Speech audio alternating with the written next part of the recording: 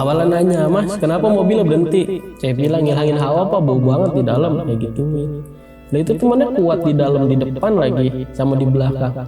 Saya udah pikir aja tuh, nggak ada temen Pak, saya sendiri lah itu. Coba lihat dulu deh. Saya gituin. Ada Mas, ini dia bener-bener ngintip ke kaca begini. Ada kata polisi. Ada masih pakai baju PT ya, ya, seragam PT, seragam kerja.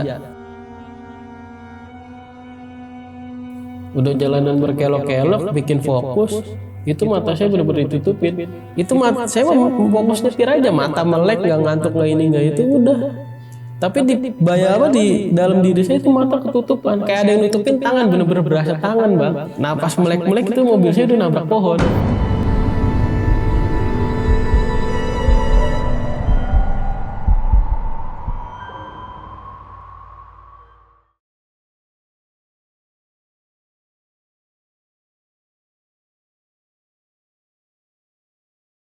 Assalamualaikum warahmatullahi wabarakatuh. Balik lagi di channel Kisah Tengah Malam bareng gue Saputra Kristiansyah. Dan seperti biasa hari ini gue menghadirkan narasumber yang bakal menceritakan pengalaman horornya saat menjadi driver ambulans. Kita sapa dulu, sebelah gue udah ada Bang Rian nih. Halo Bang. Halo Bang.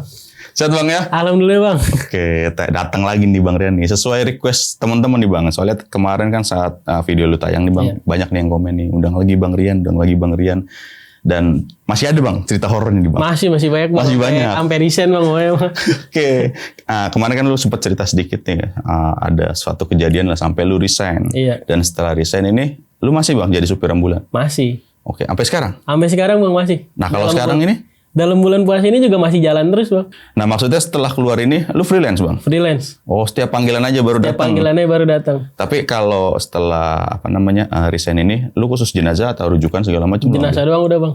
Jenazah yang antar jarak jauh malah. Oke, yang seringnya jarak jauh. Jarak jauh. Karena duitnya gede Bang ya? Duitnya gede. Berarti ini banyak lah Bang ya pengalaman horor yang lu alamin nih.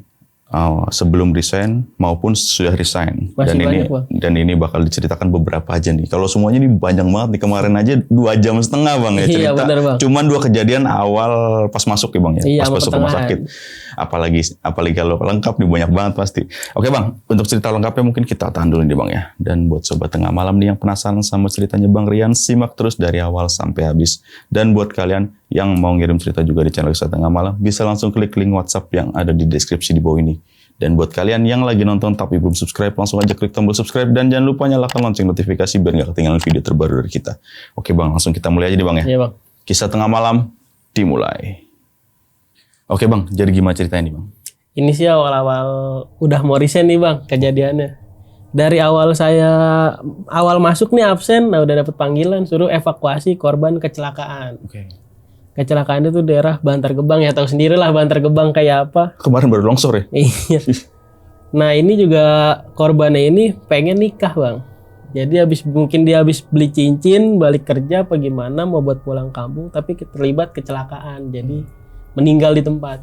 Saya udah siap-siap nih nyiapin peralatan semua, namanya evakuasi kan itu rada beda lah yang disiapin, masukin ke mobil. Baru habis itu saya udah kelar rapi jalan, nyampe sana, ya udah pas nyampe sana pun udah mengenaskan Bang. Udah nggak berbentuk sama sekali. Sorry, ini motor atau mobil? Motor. Keinjek trailer lah dia. Keadaan pas saat mau nyebrang, mungkin nyebrang serawanan arah begini, nggak tengok-tengok apa gimana ya namanya. Hari apes manusia kan nggak ada yang tahu. Benar. Mungkin kitanya udah hati-hati apa gimana, ya udah terlibat kecelakaan. Dan yang paling hancur dari kepala sampai dada. Sampai sisa-sisanya pada nyangkut masih di truknya. Nah pas nyampe situ saya juga, ya terus terang mual-mual juga Bang. Ngeliat yang begitu. Mual ini itu, macem-macem lah pikiran udah nggak karuan juga namanya. Dan baru pernah yang seperti itu Bang. Biasanya sih ya separah-parahnya, nggak parah banget sampai begini. Nah itu buat mengutinnya aja saya bener-bener ngumpulin niat dulu, jujur aja. Nggak dalam arti ngumpulin niat, buat ngeliat aja, udah muntah lagi akhirnya balik. Karena hancur ya? Hancur, udah nggak berbentuk, apalagi daerah kepalanya. Itu dan baunya itu bener-bener beda. Dari kayak darah-darah yang kita lihat darah hewan, baunya pun beda. Udah kira-kira udah niat udah ini, pakai sarung tangan lengkap semua. Baru saya mengutin satu-satu. Dari yang hancur-hancurnya itu dimasukin plastik hitam biasa kayak kita belanja aja Bang. Iya.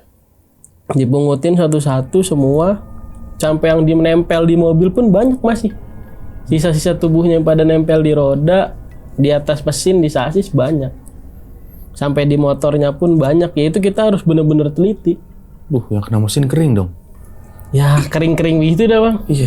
Dan rata-rata kulit yang pada nempel ke inian mesin. Iya kan panas ya. Iya. Nah itu kita kalau di situ harus teliti bener-bener, nggak boleh ada yang tertinggal, apalagi masih nyecer kemana-mana. Itu benar dipungutin satu-satu. Ya adalah yang bantuin juga polisi, bantuin nginin biar cepet dan lalu lintasnya nggak padat banget. Itu dibersihin semua sampai nggak ada yang tersisa. Baru dimasukin ke ambulan, bikin surat semua buat ke rumah sakit. Nah itu pas perjalanan udah kelar semua, mau jalan dibawa ke rumah sakit, itu tuh darah juga tetap keluar mulu bang dari tubuhnya. Udah di mobil masih keluar sampai deres bang, itu di mobil bener-bener darah deres ya, mungkin masih fresh kali ya bahasanya.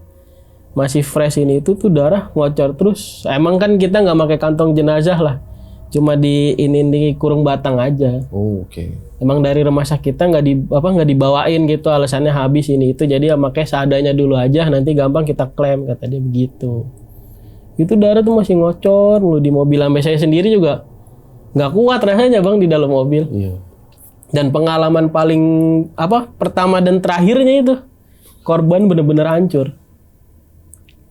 Udah sampai rumah sakit pun masih mengeluarin darah itu bang, sampai saya mau pindah ke kamar mayat buat dibersihkan, dimandiin kan emang harus begitu, dibuka semua pakaiannya, dirapihin. Itu masih berdarah terus ya, saya juga nggak inilah, sampai udah ditutup pakai kapas, pakai kasa, masih terus ngeluarin darah. Nah setelah udah dimandiin, dirapihin, bersih pokoknya, tinggal bawa. Nah itu kita masih nunggu nih, karena kalau korban kecelakaan itu kan rada lama penyelesaiannya, karena pengurusannya itu juga macem-macem bang. Nah ketika udah kelar semua, surat jalan udah ready, baru jalan. Dan baru ya gitu bang, baru keluar rumah sakit aja udah ada yang aneh. Nah kayak denger ya dibilang suara tangisan sih enggak, kayak suara gimana ya di kuping tuh, kayak merintih-merintih gitu. Merintih kesakitan gitu. Iya kayaknya antara kesakitan sama kesedihan. Karena keterangan pas diiniin dari rekan kerjanya, itu dia baru beli cincin buat nikahan atau tunangannya lah di kampung. Ya mungkin dua hal itu menjadi satu dalam satu energi di mobil, lah itu yang terdengar sama saya. Itu baru keluar rumah sakit udah begitu ya, saya kan juga jadi merinding lagi bang. Apalagi teman saya udah pada nggak mau diajak ngikut. Berarti sendirian ini? Sendirian lagi bang. Jadi ada omnya, cuma omnya juga mungkin punya kerjaan apa gimana, jadi ya nggak bisa ngikut sampai kampung, cuma ngurus penyelesaian yang di rumah sakit aja. Akhirnya ke sana sendiri, cuma dikasih nomor telepon, Sherlock sama alamat detail. Nah ini kemana nih antarnya? Ke daerah Grobogan. Udah gitu, udah keadaan gitu juga udah mau malam nih bang, habis maghrib lagi jalannya. Tuh ya kita sendiri juga takut bang, sumpah. Sampai saya ajak ngobrol tuh. Mas, udah mas ya, saya mau nganterin doang nih, nggak niat apa-apa, nggak nyari duit juga, nggak ini juga, niatnya ya udah cuma nganterin, jangan diganggu. Nah itu saya sempat ngeledek bang, nih kalau dia jawab, gua kabur bener dari mobil. Abis itu bener-bener jawab bang, ya di luar nalar ya, percaya nggak percaya. Digituin saya pas berhenti telinga kiri. Gila. Kedengeran, ya bener saya kabur bang ke mobil saya tinggalin pinggir jalan, pas udah keluar gerbang rumah sakit. Kabur saya lari ke pos satpam. Nanyain sama satpam, kenapa lu kabur, ada yang tinggalan? Kagak, tadinya gue bercanda ini yang di dalam mobil. Emang lu ada orang hidupnya? Ya orang mati semua, saya gitu. Kalau dia jawab, gue kabur. Beneran jawab pak, gue gitu. Lu lagi ada-ada aja jadi manusia, udah keadaan habis maghrib, ngeledekin mayat, kecelakaan juga. Nah gitu, ya udah masuk aja baca doa ini itulah, insya Allah selamat lah. Ke satpam itu nggak, emang tuh satpam saya lihat baru, dia juga nggak tahu bisa apa gimana, ditentengin air saya sama garam kasar nih buat nyelamatin di jalan. Gua ngeliat kasihan lu sendirian, nyali lu juga nggak berani banget nih, pegang aja buat di jalan, jaga-jaga. Nah akhirnya saya pede lagi bang, masuk mobil. Saya bismillah lagi tuh, saya ajak ngobrol. Mas udah mas ya, kalau jawab lagi saya takut bener nggak berani nganter lagi ntar. Jadi ya udah saya cuma izin niat nganterin. Udah tuh mulai awal jalan sampai masuk tol aman.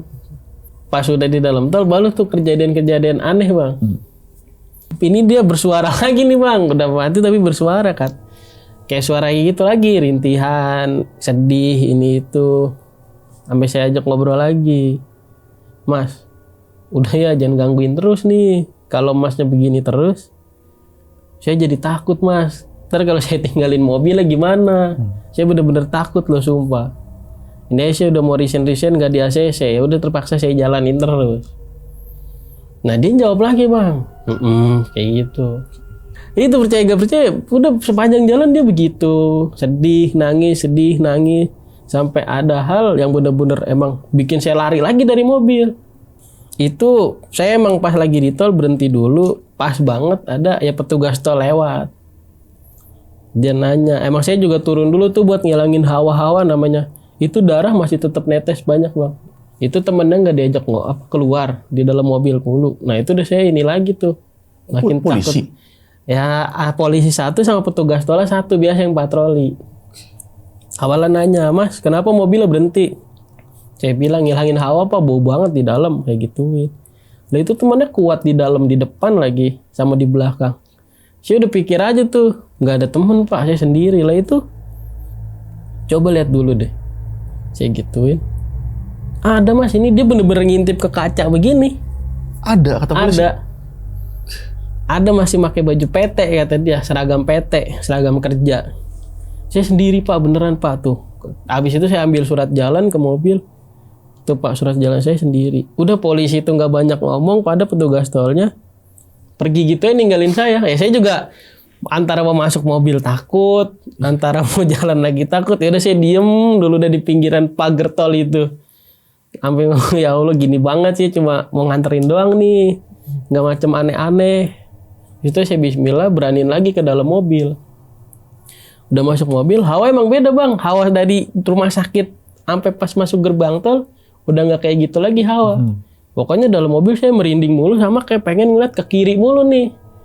Biasanya kalau saya ngeliat ke spion kiri kan ya udah secelinguknya aja. Nah ini kayaknya bener-bener pengen noleh 90 derajat. Tapi saya nggak paksain, takutnya saya paksain, saya kaget kenapa-napa. Ya udah saya tetep ini aja sama spion tengah saya ke atasin biar nggak ngeliat mulu, namanya itu nggak ada pembatasnya. Bahasanya bener-bener sikut itu di kepalanya dia. Namanya pakai Grand Max. Ya udah saya pelan-pelan belajar ini itu. Berjalan lagi pelan. Nah itu dia masih merintih aja sepanjang jalan. Sembari merintih. Nah ada satu hal bang yang bikin saya bener-bener paling takut. Saya kena lubang. Jadi kakinya yang satu tuh ke bawah bang, dari ini stretcher ini kan ke bawah. Jatuh nih kaki satu. Saya mau ngambil, saya bener-bener takut itu terus terang. Saya mau ngambil takut, nggak diambil nggak dibenerin, kasihan takutnya kaku. Ya akhirnya saya paksain dulu nyampe kira-kira ketemu rest area tempat yang rada rame. Baru tuh saya benerin. Itu saya juga bener-bener buka pintu belakang, nggak tahu nih ama yang ini bener-bener takut banget saya. Nggak tahu dari bentuknya atau gimananya, yang ini bener-bener takut. Sampai rest area saya berhenti buka pintu belakang aja buat benerin kakinya biar lurus lagi bareng ama yang sebelahnya. Itu takut, bener-bener takut bang. Akhirnya ya saya pelan-pelan, saya berani-berani sampai saya manggil sapam itu rest area buat nemenin, Pak, bentar Pak, temenin benerin kaki. Nah itu juga sapam nemenin tapi dia ngebelakangin saya, mungkin dia juga takut apa gimana.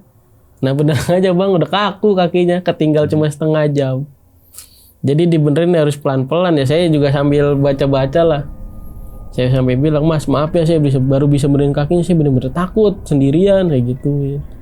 Pas saya bilang maaf mulu, baru tuh lemes sendiri bang, aneh tapi nyata.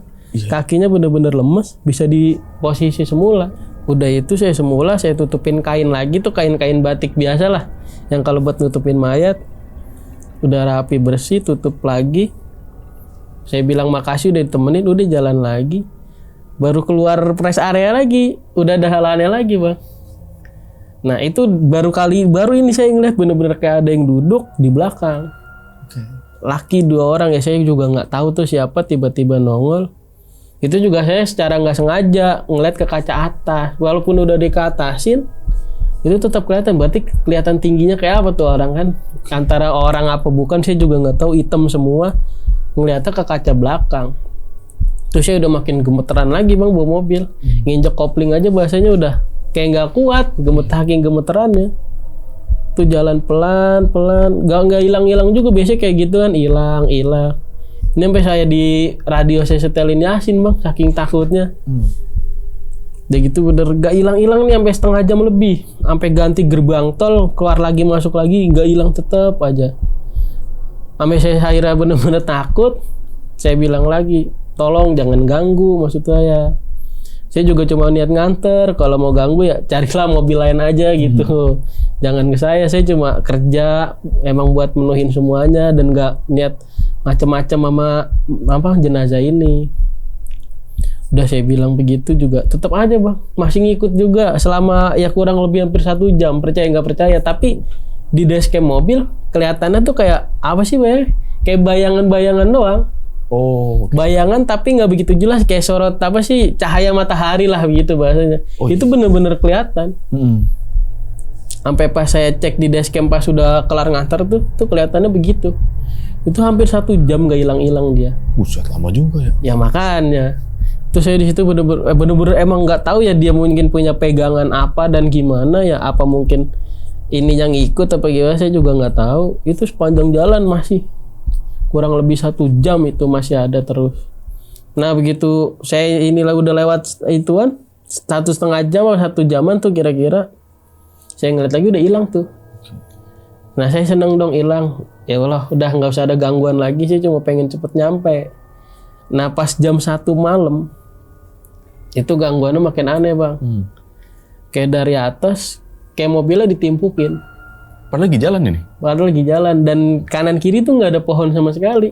Jalan raya biasa kayak ya warung kanan kiri, rumah-rumah biasa itu jalan raya biasa, tapi ke atas kayak ditimpukin. Udah gitu mobil kayak digoyang-goyang. Goyang-goyangnya bener-bener parah. Ya udah saya akhirnya pelan-pelan rada ke kiri tuh jalan. Masih begitu terus, digangguin terus. Udah kayak gitu digangguinnya, itu hilang gangguannya, ganti lagi yang digangguin. Ini percaya gak percaya bang ya, mayatnya terbang terus jatuh lagi. Oh, kayak kelempar gitu. Kayak kelempar. Padahal saya nggak kena lubang, nggak kena apa. Tapi posisinya itu bener-bener jatuh. Padahal udah saya ikat itu, maksudnya diikat dalam badan, ikat pelan lah namanya badan biar nggak tergoncang-goncang. Ikatannya masih utuh, tapi dianya lepas. Ikatannya utuh, tapi dianya lepas. Nah itu di situ saya tambah takut lagi karena harus bopong dia buat sampai ke stretcher lagi. Oh, dinaikin lagi. Dinaikin lagi. Di situ saya makin takut lagi. Akhirnya ya udahlah, pas saya pasien diri, berhenti dulu sampai buat benerin dianya nih biar posisinya rapih lagi. Udah gitu saya nyari yang rada rame dulu bang, kebetulan ada nih pos ronda nih, saya berhenti. Ditanya lah, mas kenapa berhenti? Ini pak mayatnya lompat sih, saya alasan cuma kena lubang, kalau saya ceritain pasti takut. Akhirnya ya alhamdulillah pada membantuin, ayo mas saya bantuin. Dibantuin bener-bener, pas saya masuk itu bantu, darah udah penuh bang selantai. Sampai katanya ada yang ngeliat tuh netes ke bawah, tetesan darahnya bener-bener nggak berhenti. Kan udah lama ya? Makanya Harusnya udah habis dong. harusnya udah habis, udah kering, dan yang di mobil pun harusnya kering. Ya nggak tahu kenapa ini masih ngocor, terus sampai ada orang yang lihat, mas itu darahnya netes mulu dari pintu tengah. Saya bilang ya itu sih penglihatan dia, kalau saya ngelihat sih enggak, cuma sisa-sisanya doang, tapi dia ngeliat masih netes. Ya itu saya bilang aja, iya pak korban kecelakaan, soalnya saya gituin biar nggak pada takut juga, jadi bantuin. Ya alhamdulillah jadi dia yang pada bantuin, saya mah cuma bahasanya mandorin dong dari luar mobil. Alhamdulillah tuh bang di jalan ada yang bantuin, orang baik ya, saya doain lah pada panjang umur yang bantuin. Amin amin. Udah kelar itu saya tutup, saya pamitan jalan lagi. Udah tuh bang rada aman sampai arah ke rumahnya. Nah pas sampai rumahnya ternyata bener bang, pas pintu belakang dibuka, yang pertama nyambut ya pacarnya. Itu dia berapa hari lagi mau nikah ternyata. Makanya dia udah prepare dari sekarang, mungkin beli cincin dan yang lain-lainnya, balik kerja. Jadi hari besoknya tuh katanya dia mau pulang. Dan ya pulangnya nggak taunya udah nggak bernyawa. Itu pada nangis-nangisnya, dan saya taunya itu ceweknya cerita. Udah kelah diturunin ini itu, dan keluarga juga pada nggak nyangka kalau meninggalnya secara begini, bahasanya nggak utuh. Tragis lah ya. Tragis. Ada ada yang nggak nerima, ada yang ya sedih ngelihatnya bener-bener, karena kan dari kepala sampai dada hancur. Udah gitu hancurannya juga masih ya kita bawa juga, cuma dibungkus lah, beda bungkus. Itu pada nggak nerima, nangis semua pokoknya. Ya sedih juga sih saya ngelihatnya, namanya mau nikah, mau ini, mau itu. Tapi pulangnya dengan cara yang lain. Terutama yang cewek tuh paling nangisnya parah. Udah itu saya ditawarin, "Mas, jangan buru-buru pulang dulu ya. Emang keadaan udah pagi nih, jam 7. Sekalian Mas, saya minta tolong anterin ke kuburan." Ya udah saya nurut aja. Ya udah Bu, nggak apa-apa, ntar saya tolongin ke kuburannya sekalian. Ini juga ntar ada disolatin dulu, diinin. "Mas, kalau mau ikut aja." Ya udah saya ikut dan doain biar pulang saya selamat ini itu. Ikut semua, kelar rapih di rumah itu sampai kelar disolatin, baru ke kuburan Bang. Nah dan setelah perjalanan ke kuburan itu baru pada cerita keluarganya kalau dia emang benar-benar punya pegangan. Makanya yang mungkin kelihatan 2 orang hitam tinggi gede itu pegangannya. Si almarhum ini. Iya, saya taunya mungkin bahasanya kalau di kita Pak D-nya yang cerita. Dia punya pegangan biar kerjanya tuh katanya nggak berasa capek. Namanya mungkin dari keluarga itu dia doang nih yang nyari duit. Jadi berkata biar kerja dari pagi sampai malam ketemu pagi lagi, itu kuat-kuat aja badan, itu pegangannya katanya. Nah pas terakhir dimandiin di rumah tuh baru semua pegangannya diambil. Dan baru emang dan hawanya itu udah beda Bang. Ketika udah kelar disolatin dari rumah itu sama pas berangkat yang dari di tol ketemu itu, polisi yang pada nggak percaya, itu hawanya udah berubah biasa aja jadi biasa, dan saya juga udah nggak takut banget lagi. Ternyata gara-gara pegangan itu yang berbentuk gelang, sama satu di dompet katanya. Itu gara-gara itu bener-bener hawa saya udah nggak enak banget. Nah sepanjang perjalanan mau ke kuburan itu diceritain lah semua. Dia punya pegangan macem-macem, pokoknya yang penting badannya dia kuat, nggak sakit-sakit, nggak ini. Dan ketika matinya itu baru bener-bener. Jadi ya pegangannya dia itu pada keluar yang ngikutin dia sampai ke rumahnya, sampai berkata bahasa dicabut lah dari badannya, keluar semua, baru dia pada pergi. Diceritainnya begitu. Nah begitu sampai kuburan pun ada hal aneh lagi.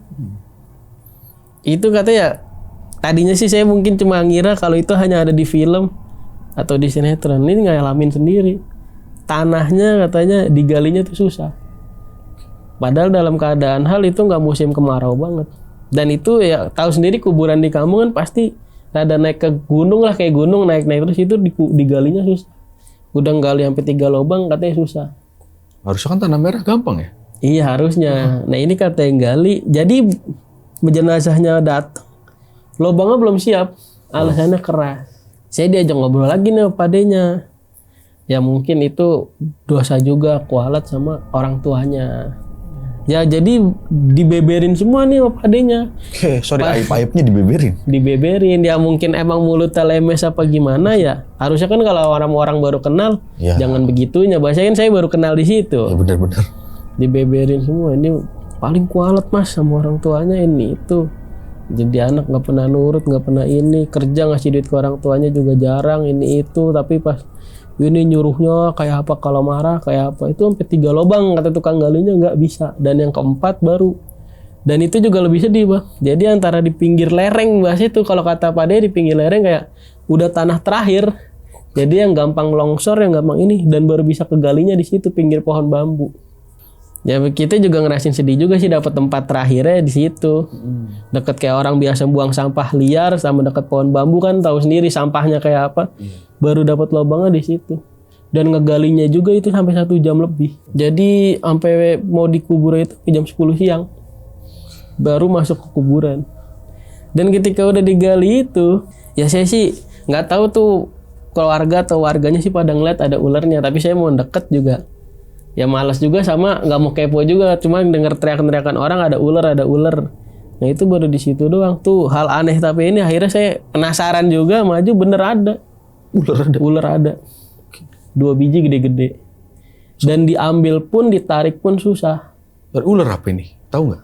Wah kurang tahu deh, saya cuma ngeliat hitam doang gede 2 tuh. Dan ditarik diambil pun buat dikatasin susah pada. Sampai ada ustadznya, mungkin ustadz daerah situ 2 orang didoain di ini masih bener-bener ularnya tuh di situ. Saya juga baru tahu ini pas padenya ngomong tuh beberin semua aibnya ininya. Oh ternyata sepanjang jalan digangguin. Ini manusia semasa hidupnya begini. Jadi saya tahu. Jadi ya, oh ya udah berusaha ikhlas ini itu. Sampai di kuburan pun ya akhirnya didoain apa? Ya itu saya ngeliat dengan mata namanya saya ibarat kata paling depan nomor 2. Saking penasarannya dan keponya, itu nggak tahu ustadz itu baca apa, tapi ustadznya langsung turun ke bawah. Turun ke bawah kata dia, udah nggak apa-apa makamin aja yuk. Saya yang turun sama siapa lagi yang turun? 2 orang tuh saya turun, tinggal 1 lagi. Itu ditaruh bareng ular-ular, tapi dia nggak mau nyentuh ustadznya itu 2. Nggak mau ngelilit, nggak mau apa, padahal gede. Sorry, dikuburinnya bareng ular. Iya bisa dibilang. Abis didoain nggak mau, ditarik keluar nggak mau, ya udah jadi begitu aja.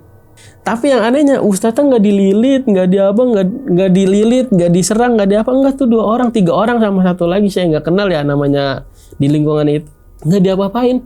Tapi begitu jenazahnya turun, ya ini percaya nggak percaya, begitu jenazahnya turun, dideketin sama ular itu semua. Yang tadinya pada deket ke ustadznya pinggiran sini, begitu jenazah ditaruh, udah langsung digerumutin sama itu ular 2. Waduh, gila. Sampai ibunya nangis-nangis, bener-bener nangis sampai pingsan. Ceweknya juga. Gila, iya. Pokoknya keluarga yang mungkin deket sama dianya sampai bener-bener nangis, kejer. Saking begitu nyampe orang tuanya aja sampai bilang, iya udah saya maafin semua kesalahan. Depan orang banyak mungkin, ya udah merelakan ya biar nggak separah itu. Ularnya malah makin malah di atas badannya dia sampai ditutupin. Kalau di kampung kan masih pakai bambu, bukan kayu yang papan. Iya. Masih pakai bambu itu bareng sama ular akhirnya. Tapi ustadznya sama 1 orang itu nggak diapa-apain.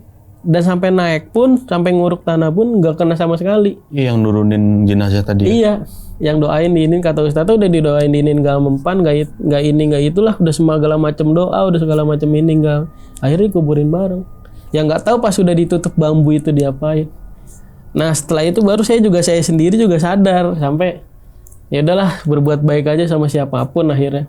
Udah kelar situ semua, udah tanah nih udah nutup. Ada lagi kejadian anehnya bang. Pohonnya ada pohon, salah satu pohon itu udah nggak gede-gede, tumbang, nimpa tuh kuburan. Sorry, pas jatuhnya pas di Pas kuburan. banget kuburannya dia. Gila. Itu percaya nggak percaya, padahal nggak ada angin, nggak ada hujan, nggak ada apa-apa. Untungnya juga nggak ada yang kena. Iya. Udah pas ini, ya itu juga aneh juga sekarang pohon segitu kanan kiri banyak orang tapi nggak ada yang kena. Dan di situ ya keluarganya makin parah nangisnya, sampai ya ceweknya juga ikut pingsan kalau nggak salah saya ngeliat. Terus apa ya ini pak adenya lagi ngomong ya mungkin yang ini yang dinamakan azab dunia kali ya, mungkin ngeliat di sini apa, mungkin ngeliat saya masih seumuran dia kali ya dibilangin. Makanya mas sudah hidup di dunia mah yang baik-baik aja mas. Ya kalau ini ya sayangin orang tua ini itu.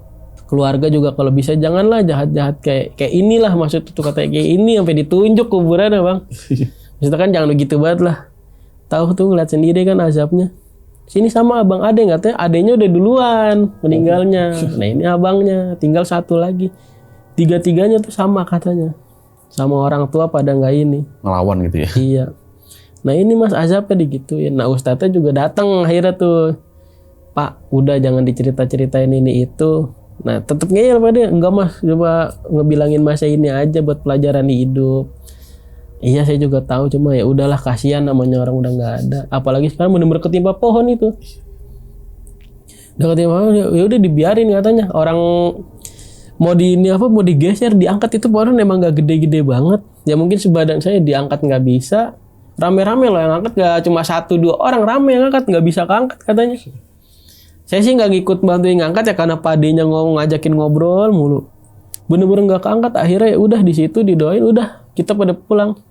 Dan abis itu kelar nguburin itu ya saya juga minta izin buat bersihin lantai ambulan kan masih banyak darahnya. Itu biasanya darah kering tuh dikasih cairan pembersih itu gampang hilang, ini susah. Hilangnya rada susah sampai bener-bener effort. Ya itu satu lagi padanya bantuin lagi sambil masih nyeritain lagi kata saya. Masih nyerocos aja. Iya mau ditanggepin ya gimana nggak ditanggepin orang tua ya udahlah berusaha nanggepin yang biasa-biasa aja sambil nyikat sambil nunggu luntur. Itu bener-bener susah, baru kali ini nemu darah susah hilangnya di mobil. Biasanya gampang banget, ini susah. Sampai hampir 2 jam bersihin nggak hilang-hilang. Buset, darah doang itu harusnya. Darah doang, sampai cairan sebotol habis. Oke. Biasanya paling gampang hilang, tapi ya udahlah, yang penting sedikit-sedikit udah nggak bau, ya gampang, kita tinggal dibersihin di sana kalau udah kelar. Itu udah kelar saya pamitan tuh jam 4 sore saya pamitan pulang. Ya dibekelin lah mungkin ya, bahasa dia emang nggak berada, cuma semua ini dibawain ke mobil saya. Udah saya pulang pamit. Nah di perjalanan pulangnya ini makin parah ternyata ganggunya, Bang.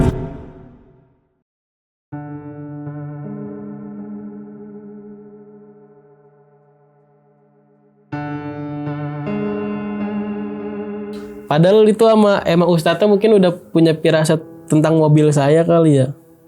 Mas kalau bisa di jalan pelan-pelan aja, nggak usah buru-buru. Dari pihak, ya mungkin dia bisa ngebaca kali ya. Dari pihak rumah saya juga nggak ditungguin kok, suruh santai aja, nggak usah buru-buru, nggak usah ini itu. Ini feeling saya juga bakal terjadi yang aneh nih sama masnya. Oke. Ya karena karena bekas nganter dia nih bahasanya. Efek negatif yang di dia nih masih di mobil. Kalau bisa berapa jam berhenti ya buat keselamatan masnya juga. Nah itu sama Ustadz yang satu lagi tuh dibilangin gitu, sama ini air doa juga. Sama dia dikiterin di mobil sampai ban sampai ini dibasuh sama itu Ustadz, Pak. Baru saya ini bertanya, udah boleh pulang saya, Pak? Ya udah Mas, hati-hati aja di jalan. Nah saya nggak tahu tuh dipegangin daun pandan apa gitu. Suruh ditaruh di depan mobil, saya turutin, saya taruh di wiper. Udah Mas, pelan-pelan aja di jalan, keluar dari sini banyak-banyak doa aja karena emang hawa negatifnya masih ngikut. Bener aja, Bang. Baru mau emang ke rumahnya rada di gunung, baru keluar daerahnya dia, baru keluar Gapura. Itu kayak mobil kayak berasa ada yang dorong orang banyak. Padahal kita mau udah ngerem. Itu mobil direm susah. Sampai saya panik sendiri, sampai rem tangan udah ditarik, rem kaki udah diinjak, masih nyelonong terus. Kayak ngeblong gitu ya? Iya, cuma ngeblong, cuma bahasanya nggak kenceng. Kayak ada orang yang bantuin dorong lah. Saya juga sendiri panik. Saya sih belum berpikir aneh, paling ya ini mobil rusak kenapa gitu habis bawa orang. Mana perjalanan jauh, saya nggak megang duit banyak buat ini. Ya udah saya akhirnya pelan-pelan minggir. Saya berhentiin dulu tuh, mungkin remnya panas apa gimana, saya berhenti dulu. Saya cek kenapa, nggak aman semua, nggak ada yang rusak. Nah baru di situ saya ingat omongan Ustadz yang tadi. Padahal saya mobil juga nggak kencang-kencang banget, namanya masih di daerah orang, masih di kampung, suruh pelan-pelan. Ya udah akhirnya saya berhenti dulu. Saya buka-bukain lagi tuh kayak yang dipesanin dia 15 menit. Baru saya tutupin lagi, jalan lagi. Ya itu aman tuh, udah rada lumayan aman sampai perjalanan. Aman. Pas udah ini Bang, mau ke jalan gedenya itu, hampir ketabrak truk saya Bang. Kayak jalan mau keluar begini, Bang, ngeliat saya udah ngeliat ke kanan tuh, kosong jalan, makanya saya pede. Tiba-tiba truk kok gede banget, ngelakson. Tiba-tiba ada. Nah itu nggak tahu gimana dah pokoknya. Saya ngeliat ke kanan udah ini, makanya saya pede mau masuk begini. Tiba-tiba truk gede. Main klakson sampai ngatain supirnya, kira-kira dong kalau bawa mobil digituin. Saya lagi kenceng jangan main belok. Saya bilang aja, saya sampingin tuh. Saya namanya dikatain gitu, saya sampingin, saya minta maaf. Sepelingatan saya kosong Pak kanan, makanya saya masuk. Nggak masuk gimana, ya udah hati-hati Mas, lain kali kalau bawa mobil. Ya udah saya minta maaf aja tuh. Udah 2 aja kejadian dari rumahnya. Yang bener-bener sampai pengen bikin saya ini di jantungan, akhirnya ya udah saya berhenti dulu ke warung. Sama warung diusir Bang. Niat saya cuma pengen beli makan, beli minum. Ya nggak tahu lah, mungkin tuh kalau kata orang ya warung yang pakai penglaris, kalau di parkiran ambulan nggak boleh. Suruh rada jauh parkir, saya diusir Bang. Bang mobil jangan taruh depan. Bikin balak katanya begitu, katanya punya warung. Ya saya ocein, saya mau bayar, mau beli, saya gitu. Gak terima saya juga duit berapapun. Mas cari warung yang lain aja, digituin. Bener-bener diusir, parah banget. Iya, udah gitu saya habis shock jantung gara-gara truk. Ya buat nginjak pedal-pedal aja saya masih gemeteran. Akhirnya saya udah berhenti pinggir sawah aja, nggak jauh dari warung itu. Ya udah saya nenangin diri dulu, namanya hampir itu kalau ke Papas itu habis saya Bang. Sudah nggak kayak apa tahu maksudnya. Ya udah nenangin diri dulu. Ada setengah jam saya berhenti lah sambil nenangin diri pinggir sawah. Udah tenang masuk lagi jalan. Nah ini yang paling parah. Udah masuk pikiran saya aman tuh perjalanan selama 3 jam mau pulang. Nah pas di jalanan yang berkelok saya lupa daerahnya tuh. Udah jalanan berkelok-kelok bikin fokus. Itu mata saya bener-bener ditutupin. Ya ini sih pas saya udah nyampe rumah sakit ya, emang mobilnya hancur parah. Kalau mata saya melek di kamera, tapi di saya hitam, ketutupan. Dia percaya nggak percaya. Oh, dashcam mobil. Dashcam mobil. Itu saya fokus nyetir aja, mata melek, nggak ngantuk, nggak ini nggak itu, udah. Tapi di dalam diri saya itu mata ketutupan. Kayak ada yang nutupin tangan, bener-bener berasa tangan, Bang. Nah pas melek-melek itu mobil saya udah nabrak pohon. Aduh. Itu setengahnya mungkin sampai kacanya aja hancur. Tuh kaca hancur, pokoknya sirine atas copot. Mobil kayak nyekung kayak bekas pohonnya itu. Tapi untungnya saya nggak kena bagian supir, nggak parah-parah banget. Nah itu banyak tuh warga yang nolongin. Ya dibantuin. Dan warganya itu sampai orang ngomong, Mas, untuk nggak kenapa-napa Mas, masih sehat, masih bisa. Ya saya juga pas turun dari mobil ketawa-tawa Bang. Yang pikiran saya nggak ngantuk, nggak ini nggak itu. Kok tiba-tiba bener-bener melek itu mobil udah nabrak. Udah nabrak begitu.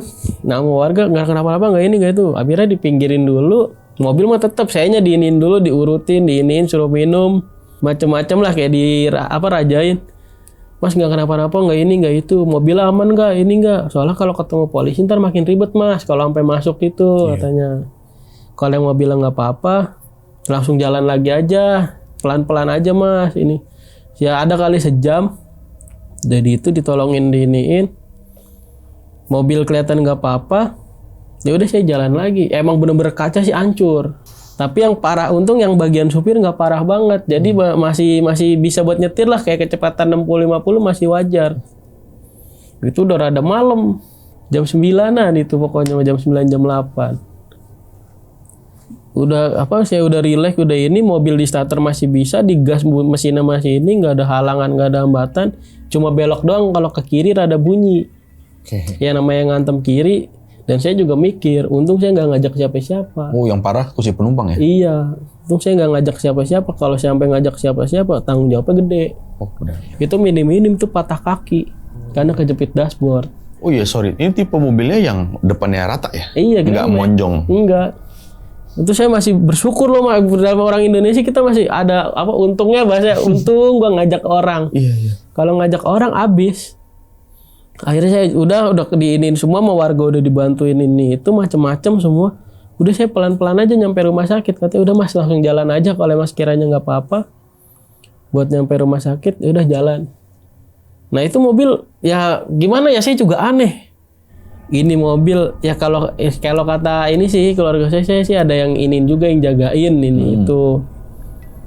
Nah ini mobil bekas nabrak separah itu Bang. Nabrak separah itu masa mesinnya nggak apa-apa, radiator nggak apa-apa, AC pun masih fungsi, cuma kaca penumpangnya doang yang emang retak benar, tapi kaca di saya aman. Itu saya bawa juga ya masih biasa, cuma kayak rusak kaki-kaki kiri doang. Itu saya sepanjang jalan berpikir mulu, kok mobil rusak parah begini masih bisa jalan normal, masih bisa jalan sehat gitu, secara layak lah gitu buat jalan. Nah itu mobil selama perjalanan itu aman Bang, sampai bener-bener saya nyampe rumah sakit. Nah baru itu mobil. Ya ini sih bener-bener aneh tapi nyata yang saya alamin sampai hingga mau resign. Sampai bener-bener resignnya ini. Bener-bener saya masuk parkir, tanyain sapam kenapa nabrak. Udah langsung ke IGD aja, badan lu dulu nih yang diurusin. Parkir depan IGD langsung. Itu pas saya parkir depan IGD, bener pintu IGD-nya baru Bang. Olinya ngocor, radiator ngocor, mobil ngasep. Nah saya itu di situ tuh, di starter pun udah nggak bisa. Berarti nah, sekarang selama perjalanan kayak ditahan gitu. Iya, nah sekarang pikirannya ya sekarang itu mobil udah bener-bener parah. Logikanya sapamnya aja sampai megangin badan saya. Emang kan kaca saya buka. Iya. Lu nggak apa-apa, sehat. Lah masih bisa ketawa gue ya. Dengan sombong nggak begitu Bang. Ya masih bisa ketawa nih, masih sehat, nggak ada yang luka, kagak ada yang baret, kagak. Mata lu aman. Nah makanya dia langsung nyuruh ke IGD, suruh ronsen. Iya. Kali ada yang ini itu namanya kecelakaan hebat begitu. Ngeri luka dalam ya. Iya, dan itu airbag Bang. Saya bawa nggak kebuka, begitu nyampe IGD kebuka Bang. Makanya aneh tapi nyata kan. Oli semua rembes itu di situ langsung. Oli, radiator, terus extra fan tuh kipas pengademnya copot langsung. Kondensor AC udah pada copot, bumper copot. Pas banget nyampe depan pintu IGD. Nah itu yang gak masuk nalar.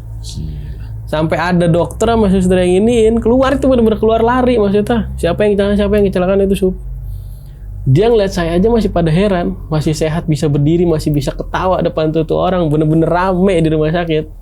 Pagi pas IGD sampai berkata, ya mungkin penunggu pasiennya itu sampai ngeliat. Kayak di mobil ada darah, saya juga nggak tahu. Di depan masalahnya darahnya bang, di bangku samping tuh ada darah, tapi saya nggak keluar darah. Sekarang logikanya dari mana? Darah siapa itu? Makanya. Itu bener-bener udah ini, sampai ada yang nyamperin, sampai orang mah bawa-bawa ini, stretcher juga. Buat maksudnya saya suruh tiduran. Saya bilang, ngapain pakai gituan? Gua kagak apa-apa, masih sehat ini. Sampai dokter ngomong, lu kecelakaan parah gini masih bisa ketawa, kata dia. Ya orang kagak apa-apa gitu. Emang lu ngantuk apa gimana? Gue nggak ngantuk, tapi gue berasa ditutupin nih sama tangan. Masalahnya berasa banget ditutupin tangan. Masalahnya kalau ditutupin tangan kan berasa sampai kuping, anget. Lu ngantuk kali, pada bilang lu ngantuk. Jangan ngomong kayak gitu. Terus gue suruh ganti rugi kalau lu bilang ngantuk. Emang gue real nggak ngantuk. Tuh kan di mobil ada kameranya semua lengkap. Tinggal cek aja suruh satu-satu. Beneran bang, udah saya diiniin, diobatin, di ronsen, aman bang semua. Nggak ada luka ringan, nggak ada luka berat sama sekali, aman. Tapi mobil bener-bener udah di situ, baru bener-bener ambrol di situ. Itu yang bikin saya bingung sama pertanyaan sampai sekarang. Selama saya bawa perjalanan aman-aman aja. Begitu nyampe rumah sakit ini bikin heboh orang satu rumah sakit situ. Baru tuh mobil habis. Sampai bener-bener ngebulnya masih bener-bener ngebul itu radiator. Tapi selama saya perjalanan biasa aja. Dan pas sudah dicek semua badan saya aman. Makanya sampai dokter sampai sekarang kalau saya main tuh dipanggil orang pinter digituin dulu, orang sakti. Sakti. Ya sekarang kecelakaan begitu, siapa sih yang nggak ini? Iya. Dan katanya itu setir juga nempel ke dada, tapi bayangan saya bawa mobil mah biasa aja. Jadi tuh depan pas emang saya ngeliat hancur parah, uang suruh ganti 20 juta bang. Suruh Ganti 20 juta. Nah udah saya ini, besoknya saya di rumah, udah kelar semua, saya dicek nggak apa-apa, besoknya suruh di rumah libur. Hari besok pas masuk baru dipanggil atasan. Kenapa mobil bisa begini semua dipertanyain lah sama dia. Maklum lah namanya orang-orang begitu.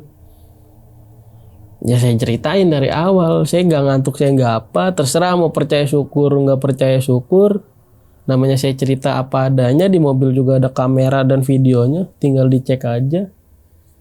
Saya nggak ngibulin, nggak bohongin. Saya nggak ngantuk. Tapi saya merasa ditutupin mata saya pakai tangan. Akhirnya pihak rumah sakit juga tetap nyala kayak ini, itu suruh ganti mobil.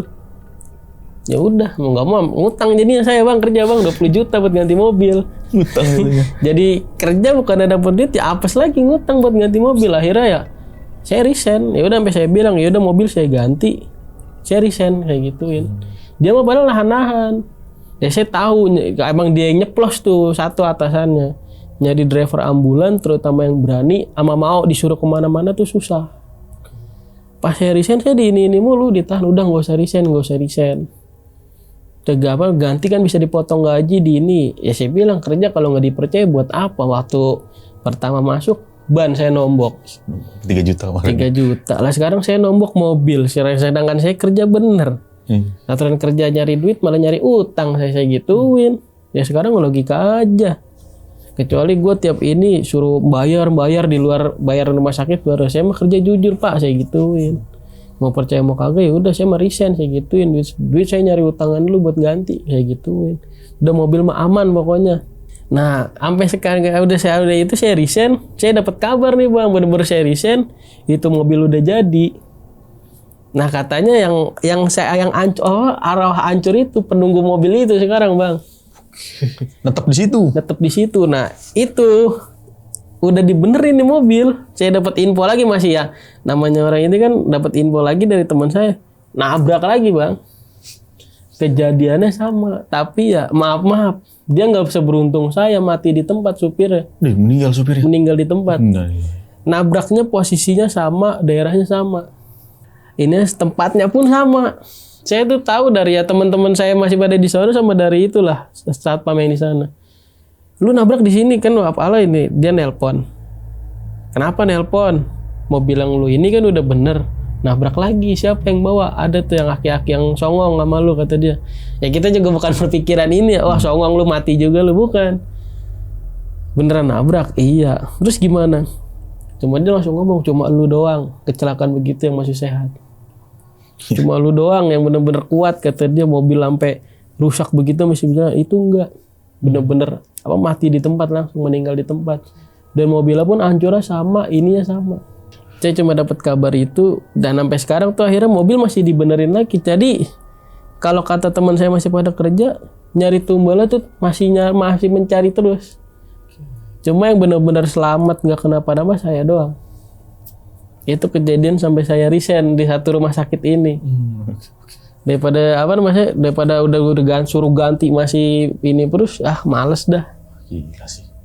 Oke, berarti ini sih arwah, bisa kita bilang ini korban yang mau nikah hancur nih ya. Iya. Itu netap di mobil itu. Sampai sekarang katanya netap di mobil itu. Karena ada yang ngelihat, ya bener-bener cuma setengah dada.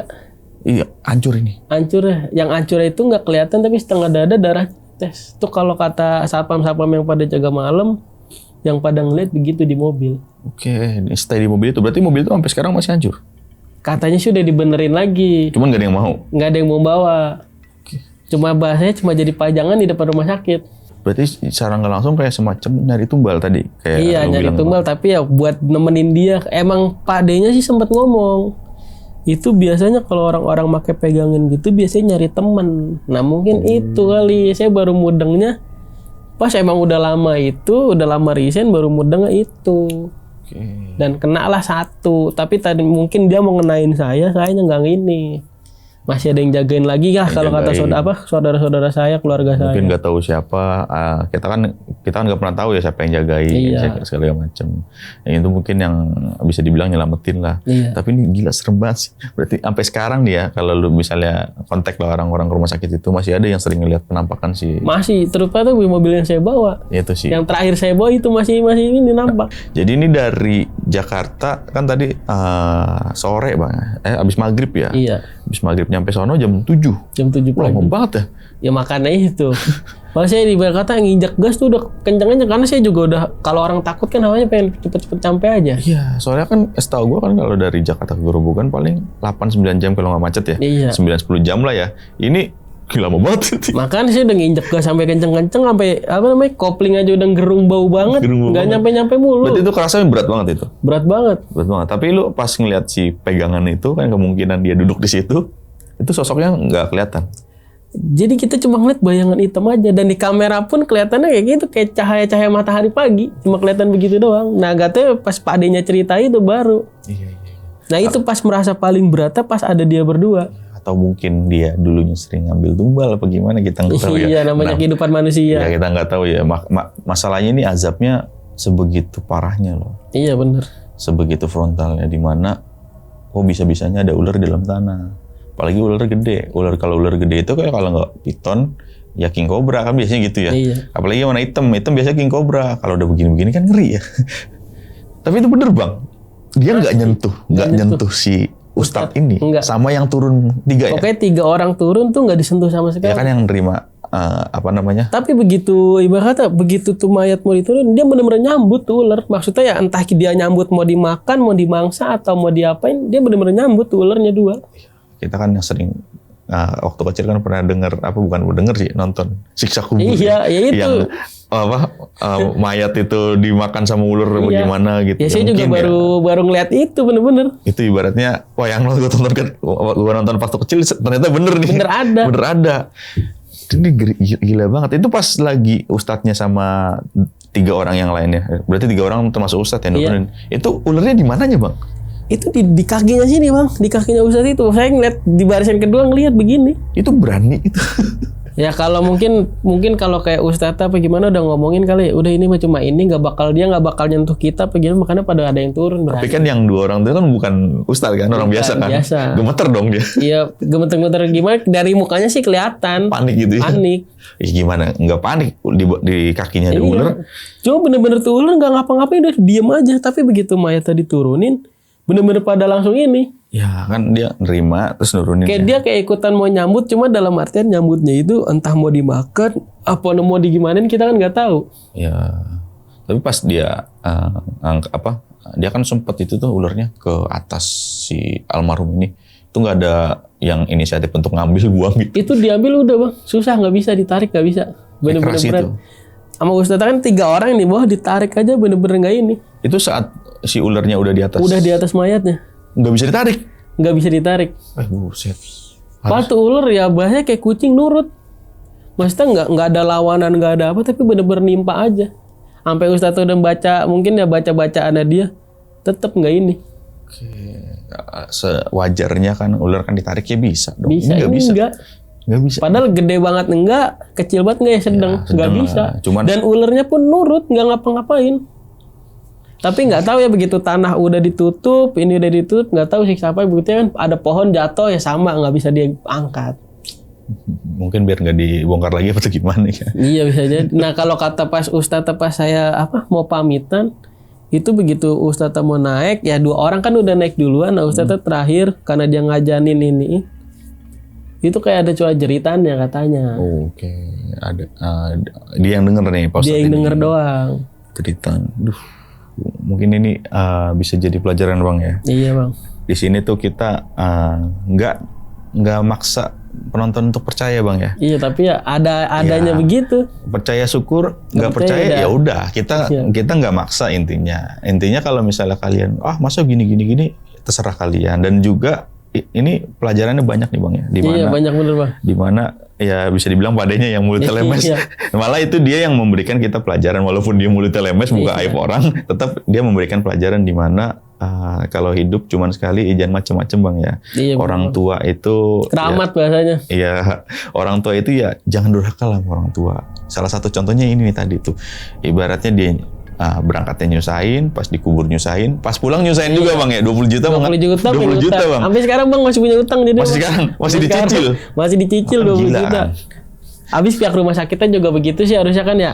Kalau saya dengar dari teman-teman yang pada kerja juga begitu ya. Maksudnya perbaikannya tuh setengah-setengah, nggak full Ya. di cover.